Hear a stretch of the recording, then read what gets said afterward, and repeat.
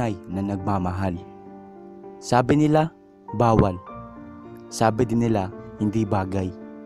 Walang forever at hindi raw kaaya-aya. Sa dinami-rami ng mga babae sa mundo, bakit siya nga ba? Nung una, akala namin imposible. Akala namin, hindi namin makakaya ang mga panglalait. Di nga raw kami katanggap-tanggap. Ngunit sa araw-araw na kami ay magkasama, nalilimutan namin ang lahat. Mga lait, tukso, at kung anumang sabihin nila. Para bang kami na lamang ang tao sa mundo. Sa tagal ng aming pagsasama, walang away na hindi namin pinagbatian. Walang sikreto ang hindi namin nasabi sa isa't isa. Walang pagkain hindi pinagsaluhan.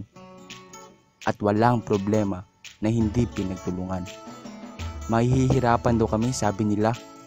Sabi ko naman sa kanila, ayos na maghirap basta siya ang kasama.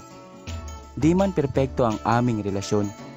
May pagmamalaki ko na mas maayos pa ang aming pagsasama kaysa sa ibang magkasintahan. Loyal, honest, caring, kind, ilan lang yan sa mga rason kung bakit siya ang pinili ko. Tulad ng ibang may karelasyon, may mga bagay din kaming kinakailangan. Respeto at pagtanggap. Alam kong marami pa kaming pagsubok na pagdadaanan.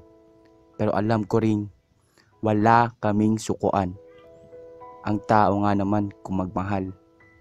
At sa huli, masasabi kong walang sinuman o anumang batas ang makakapigil sa tunay na pagmamahal.